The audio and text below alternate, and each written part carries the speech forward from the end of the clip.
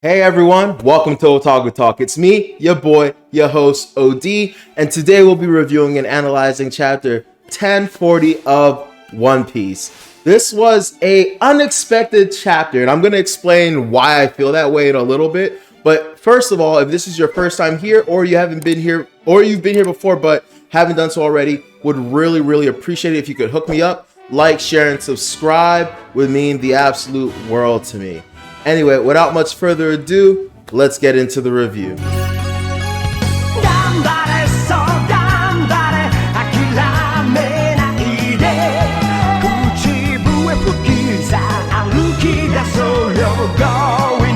Alright, 1040 of One Piece, falling on deaf ears. Not gonna lie to you, when I first started reading this chapter, I was like, are you kidding me? Big Mom's not done yet? And I was kind of, I don't want to say upset. Like, there's very few things Oda does that make me like legitimately upset. But I kind of was like, why are we doing this? This kind of seems unnecessary. This kind of seems repetitive. Are you just going to have Law and Kid kind of beat Big Mom again? Is Big Mom going to beat them? So like, I was reading this like, if this is just another chapter that just kind of finalized this fight, I don't really truly know how I feel about this, because I feel like the only purpose of it would be just so that maybe Oda feels that us, the audience, isn't satiated by how the last, chapter ended. Honestly, in my opinion, I felt like he was kind of ruining a good thing. Like, the way the fight climax last chapter was phenomenal. Like, just everything he set up the pins, knocked them down. It was a clean victory. We got to see, that amazing Puncture Willie. Then we got to see, the showcase of damn Punk. Like, that right there was good enough for me. I would have loved to have segued to a different fight, segued back to Luffy and Kaido, anything. So kind of a little bit like, not upset, but kind of confused, disappointed, right? So we get back to this chapter and we see, Kid still just firing his damn punk into Big Mom. But this part had me absolutely shook. Big Mom starts smirking. Now, I'm not trying to expose myself here, but this kind of reminds me of like the kinky videos where you like go to choke a chick and all of a sudden she smiles and you're a little bit scared and turned on all at once. That's what it felt like. Like, this dude, Kid, is not playing. He's not trying to be nice. He is actually trying to kill her and giving her his absolute all with this electromagnetic railgun, and she's just smiling. I honestly half expected her to say, "Daddy, harder." Harder, Daddy. What? Like that, that is absolutely to the point of what it was for me. But honestly, if this is the reason Oda did this, I can kind of understand, because it kind of felt like he wanted to showcase that, hey, at the end of the day, this is Big Mom. Big Mom is a Yonko. Big Mom ain't no bitch. She's not about to go out like a bitch. And, something like this isn't quite enough to take out a Yonko. So if that was the case, I kind of get it. I guess it does kind of warrant an additional chapter, like for Big Mom to kind of just be taken out like that. Honestly, I still would have bought it. Like, we're at this level in the story where, Luffy is about to become Yonko level. He's not quite there yet. Once he beats Kaido, I think he's going to be on the precipice of it. And I know some people are like, why wouldn't he be Yonko level if he beat Kaido? And I just have problems putting him there simply because of the fact that, they kind of jumped Kaido and Big Mom. It was 6v2, and then various people did various attacks that like wounded and weakened Big Mom and Kaido. So I kind of don't want to put this all on Luffy, even though he has been going 1v1 for quite some time now. But once again, during that time, he lost. He got thrown off the island. Yamato tag teamed in for him. So like, there's a lot to speculate here. But yeah, so I thought, once again, super awesome. I feel bad for the Kid fans, because like the Kid fans have really been trying to like hang on to this delusion that Kid is like nice like that. And I'm being a dick right now, because like Kid is actually pretty nice, and He did some really impressive stuff. I liked his assign north south. You know, it didn't really do much, but it was showing, you know, he's thinking, he's trying. Didn't really care about the bull. That's neither here nor there. Damn Punked is what really sold me. And then for his ultimate move to like be what Big Mom is saying, quote unquote, was tickling her, that's kind of, you know, a slap in the face.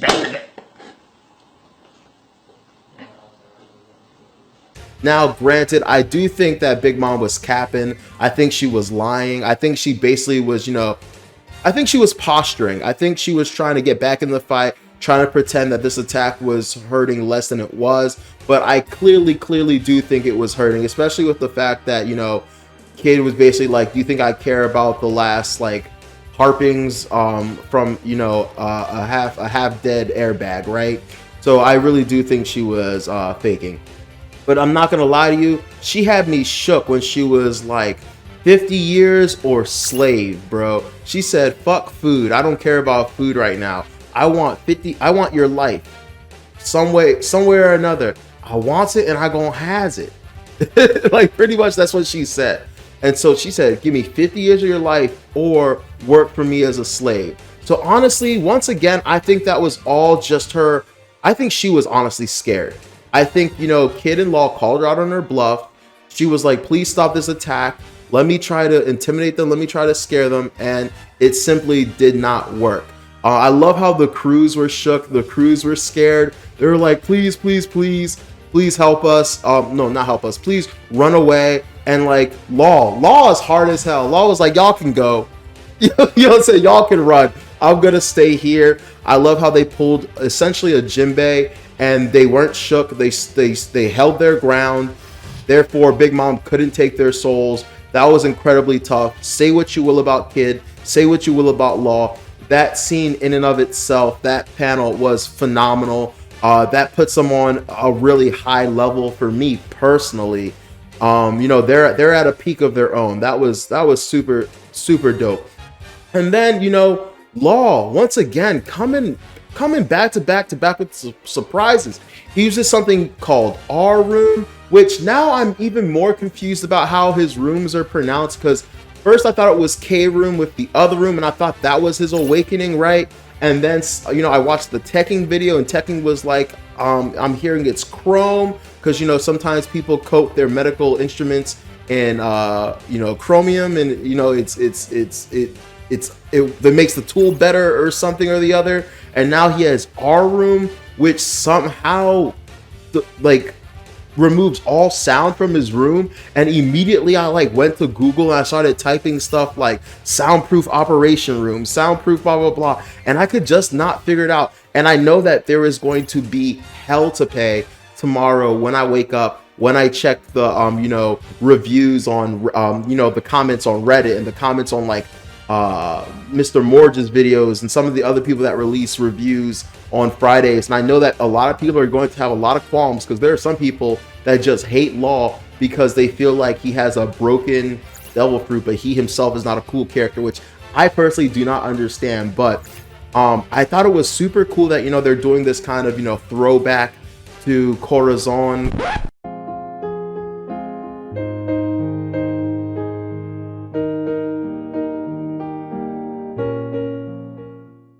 Kind of this, you know, remember Corazon, and he has this move that's dedicated to him.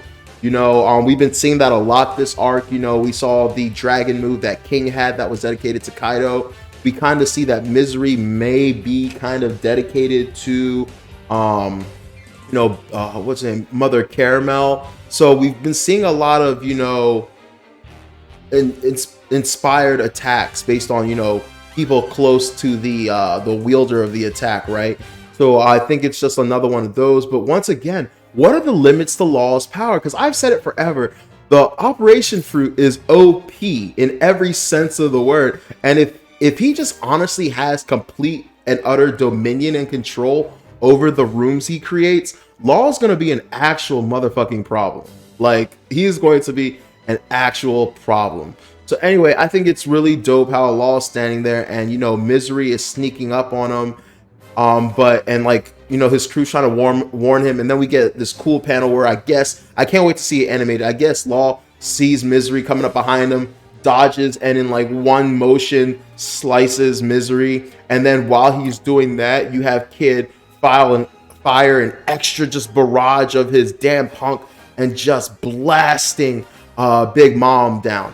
Also, something I was kind of confused about slash like I didn't understand was, what was the point of silencing Big Mom? The only thing I could really think of was the fact that maybe in order for the homies to, you know, do what she wants, they have to hear her commands. Like she has to command them to do stuff. Like, not saying that the homies can't do things of their own will and accord, but specific things, what she needs in that moment, she has to command them.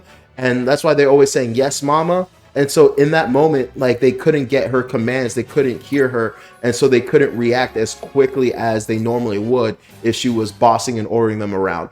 Other than that, I don't know what the point was other than to honor Corazon. Shout out to the homie, pour one out for him, right?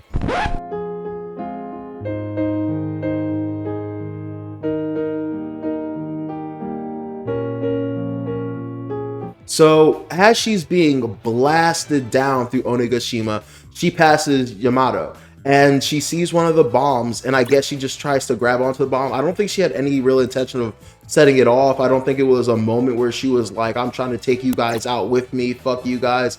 I think she literally was just, you know, grasping at straws, trying to find some way to, you know, survive this attack, and just grabs onto the bomb and somehow sets it off. Now, once again, how she doesn't set off all the rest of the bombs, I will never understand. Yamato says something later on to the effect of like she froze the rest of them, but you see in the panel she kind of just protects herself, creates either a wall of ice, or she just kind of like breaks the ground and uses the ground as a shield. But long story short, one of the bombs goes off. And can I just say that the fact that only one bomb went off but caused that much damage to Onigashima is kind of incredible. We see various panels of like Chopper, Hyogoro. I'm worried about my boy Zoro. He is just sliding down. We see Brook and Robin, which, you know, shoots all the people that were saying the the Grim Reaper was Brook playing a prank on Zoro. I never thought it was that. I was hoping it wasn't that. I think it would be kind of cruel of Brook to do,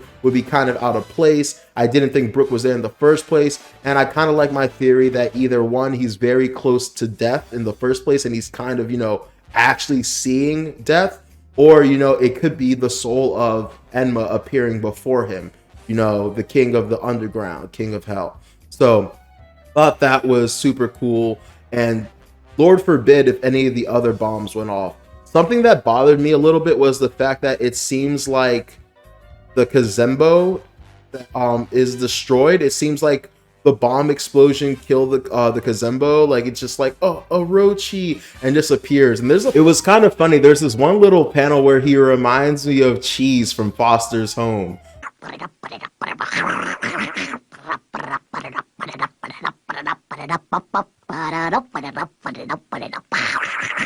So yeah, it looks like Big Mom is out for the count. Like I said before, we see Brook and Robin. We see Zoro. I'm super worried about him. He has to have like every bone in his body broken and then some. And now he's just casually falling down out of Onigashima. So hopefully someone catches him soon. Maybe hopefully Marco or someone. We see Raizo has officially beat Fukurokuju. Like, he's laid out and Raizo's like, I need some water. So hopefully he gets some water soon. Maybe he can take a dip in the ocean. Who else do we see? I'm really wondering what's gonna happen with Orochi. Like, is Hiyori kind of like secretly like putting him in a trance, a lullaby? Because I'm gonna be real with you, after all these times where he's gotten his head like clean cut off and survived and survived and survived, if he dies in some BS way from just like the collapse of this castle or like burning, I think that's gonna be super stupid. Dumb ways to die. So many dumb ways to die. So I'm wondering what Oda is like saving for us there, because yeah, I haven't the faintest like what's happening with that quote unquote fight with Hiyori and Orochi, right? So also, can I just say, I just love the fact that you have I feel like it's official that Oda likes Law more than Kid. I feel like maybe it was fan headcanon or something that Kid was supposed to be Luffy's rival. Like for so long, I accepted it as like fact that like Kid is Luffy's rival, and because of that, he is going to be doing these like great, amazing things. And like just like chapter after chapter after chapter, like Kid has let me down. Once again, I really respect what he did last chapter, and I respect what he did this chapter. I think some people are actually being way more harsh on him than they should be. Like people are calling his railgun a water gun. It's night time. Saying it barely did damage to Big Mom, which once again, I purely think that she was just simply posturing, basically faking the funk to make it seem like she was less hurt than she actually was. But best believe she was definitely hurt. Like I said, I'm calling cap on that. But I just love how, you know, it's official that they're the official victors. Big Mom is down and out for the count. And I just love how, you know, while Kid is all passed out, laid out, Oda made sure to have Law kind of in this too cool for school kid pose, just like sword on his shoulder, kind of hat down like this. Like obviously Law underneath all of that is probably unconscious and just as, you know, knocked out as Kid. But, you know, Oda didn't have him sprawled out like Kid. He had him in like a majestic pose. So once again, Oda's showing some favoritism. It's almost like the time when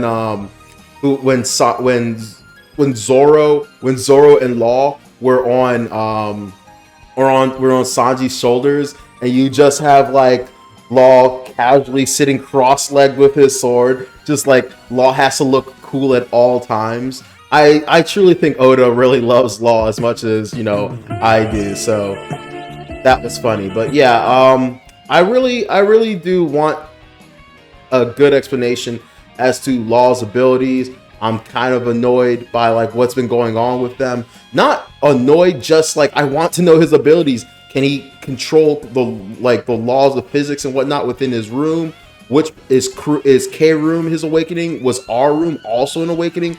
How was he able to create, you know, a soundproof barrier in his room?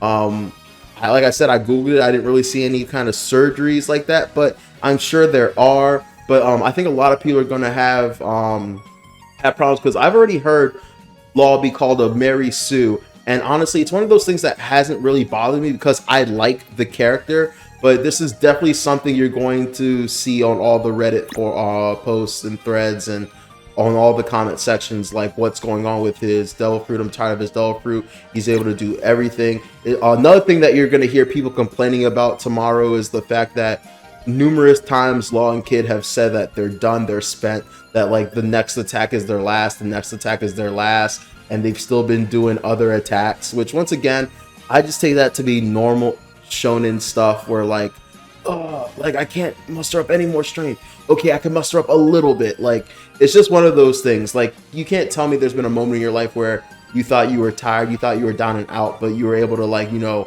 just push out another, you know, minute, 2 minutes, 3 minutes, 4 minutes, 5 minutes of whatever it was you were doing, right? So I think it's kind of reasonable to give that to them here. So I digress. I'll leave it there.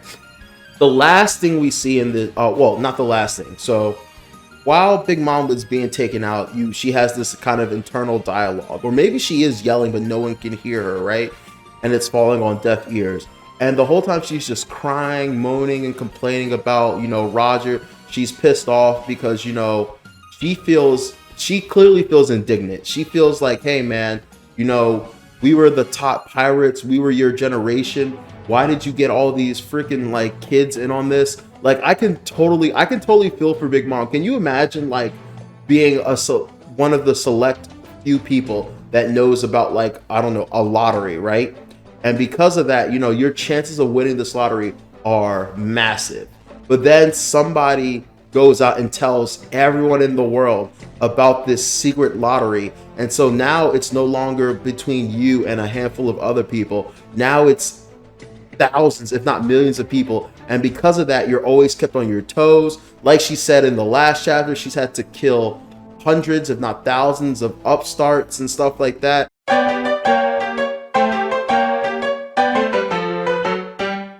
Like that. So she's been at constant war forever, kind of because of Roger. Now, she was, knowing her, she was going to be at war with people regardless, but I can really understand her frustration.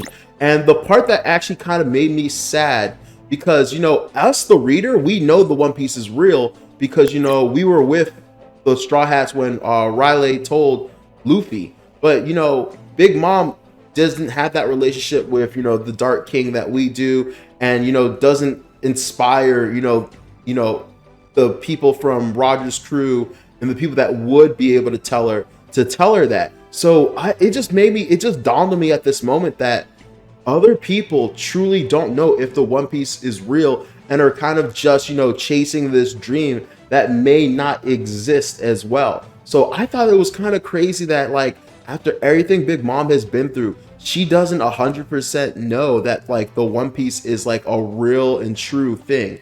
So I thought that was very, very, very interesting. And kind of sad. And I'm still wondering if, you know, Big Mom is going to carry over into the Elbaf arc, right? Personally, I was hoping that's where she was going to get defeated. I really wanted Luffy to be the one to defeat her because of, you know, all the shit that happened on Fishman Island, all the shit she put Sanji through, and now with the, you know, the cover story, what's happening with Ichi and Yanji. Oh, or yeah, no, not Ichi, Niji and Yanji. Which, by the way, I completely forgot to talk about the cover story. Yeah, it's just them stuck in the book, kind of acting cool. They don't look scared or anything, but once again, they're German soldiers experimented on. They're just kind of chilling there. I'm wondering where Oda is going to take us from there, because they're having a memory of, it looks like they're there because of Big Mom in the first place. So I'm wondering what their reaction will be when they found out that, like, Luffy, you know, the captain of their brother's crew, is the one that ended up beating, quote unquote, Big Mom, even though it wasn't him, but, you know, their forces were the ones that beat Big Mom. And then last but not least, we end the chapter with confirmation that it was, in fact, Zunisha that Momo did hear. And we learned something new, which, by the way, the new thing we learned is not too shocking to me. But we learned that Zunisha used to be Joy Boy's companion. And so I guess whatever Zunisha did was against Joy Boy. But once again, we don't know enough about this. We don't know if he betrayed Joy Boy, or we don't know that if Joy Boy is the one that punished Zunisha. We don't know what role Momo plays. We do know that, you know, Zunisha is mentioned in Oden's journal, and that Momo does have an important role to play. I'm wondering if, you know, maybe Joy Boy is possibly, you know, an ancestor of, you know, Momo and Oden and stuff like that. So once again, Oda, in typical fashion, is leaving us with more questions than the answers he left us. So you gotta love my man Oda Sensei. Anyway, thank you guys for tuning in. I really appreciate it. I'm gonna leave the review here for today. I might do a follow-up video, I might not. We'll see how it goes. But yeah, awesome chapter. Kind of started off hesitant, like, do we really need this? This just kind of seems like we beat Big Mom part 2. But I do think it puts a lot of people at rest that like, you know, she got a defeat fitting of a Yonko. I think that maybe the last chapter might have had some people kind of a little bit upset, like, yo, she's supposed to be a Yonko, she's supposed to be the Iron Balloon, blah blah blah, yada yada yada.